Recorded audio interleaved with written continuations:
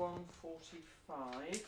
I'm 189. Simon came to St Dunstan's after losing his sight in the recent Iraq War.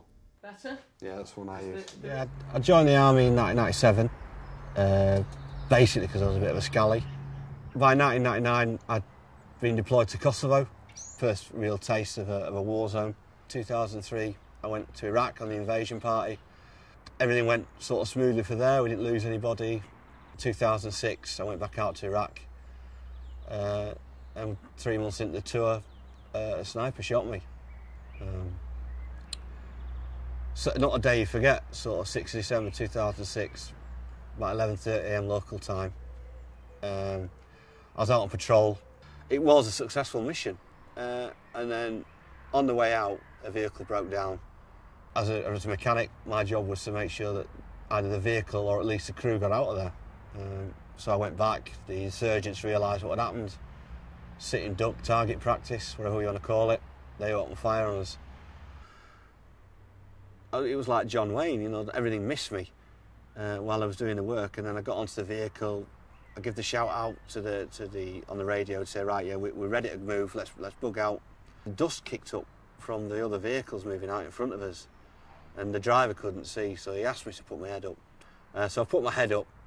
Yeah, it's clear, put your foot down sort of thing.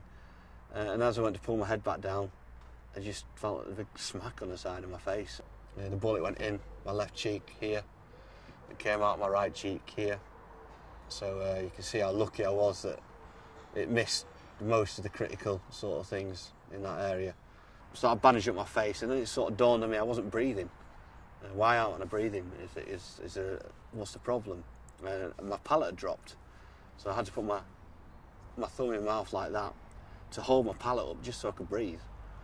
I didn't know the case, right, I've got the bandage on, I'm breathing, what now? Right, I don't want to go into shock.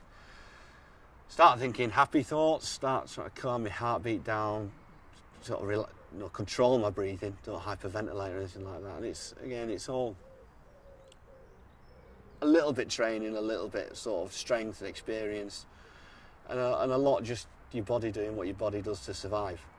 So I got to the hospital, Basra Palace. At that point, they put me into a drug-induced coma, and I woke up 17 days later in Birmingham to the news that I'd lost one eye definitely, and they weren't sure if I would ever get any sight back in my right eye. It was all basically to how well my body could repair itself. And that was the lowest point. It was 2 days before Christmas. I'm not quite sure where I am, and all of a sudden, you know, my friend turns up and I don't even know it's him. It's only because of his voice I recognised him, and at that point I realised how bad my vision was, because that was the first time I'd seen somebody I knew that I couldn't see. You know, so your head fills in blanks when it's people you don't know. That's when it hit me, and and it was like, what do I do next? Where do I go from here? What use am I now? And I did honestly think, would I have been better off not surviving?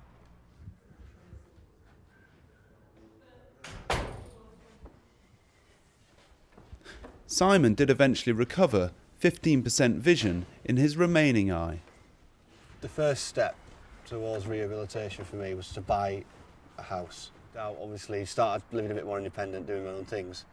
It certainly increased my sort of need and want for life. He enrolled on St Dunstan's week-long rehabilitation programme. Yeah, it's coming round. The first sort of training sessions that St Dunstan's did with me was the white cane training. So you've got a raised edge to the path on both sides. If you want to take centre, that's it, that's the width. Well done. Originally, I was frightened to go out. You know, I was scared of everything, what am I going to trip on? Because having the white cane, being able to use it correctly, meant that I had the confidence to go further afield, to move outside my own comfort zones. And that's what I was encouraged to do. Right, you can walk to your local supermarket, now try going somewhere else, get on a bus and go to Leeds and walk around Leeds. And then you moved on to the computers. I'm thinking, I'm never going to be able to use a computer again. Taskbar, start no selection. And then you find a technology on it that tells you what it says on the screen. Like, you can magnify the screens. Right, now I can send an email. Can I write an email? Right, now can I write a document? And it gets to a stage where you give them little challenges, and then you start expanding from those challenges and start challenging yourself, and I think that's the key, is that once you've got the confidence to challenge yourself, then you're moving on, you're making big steps. It just became an escalator, you know, the braver I was, the more I achieved and the better I felt. And I moved on to there. I then went to college, got some advice from St Dunstan's on equipment to do the course. They gave me some stuff to help with the documentation and everything I needed to do. And I passed quite a hard course at a higher level than a lot of the sighted people on it. And I felt good about that. People were starting to offer me jobs, people were asking me to come and speak to them, just to hear about my experiences, hear about my life, how it moved on, how it hadn't gone static because of my injury. And I'm at the stage now, with all that help and assistance, that I'm looking at starting up my own freelance company teaching. I do a lot of motivational speaking, I do dinner speaking. I teach disengaged children, you know, and that's a massive sense of achievement just to get them back on the road, you know, working with kids who have been written off. And all of a sudden, you know, I get talking to them, I get working with them, and some of them actually find some inspiration out of that and work on. And looking back on my injury as it is, the people that I've inspired, the things I've achieved, things I've been able to do since my injury, almost justify it. You know, would I have my sight back? Yeah, in a second. But would I trade everything I've achieved since losing my sight, you know, the people I've helped and things like that? No, I wouldn't.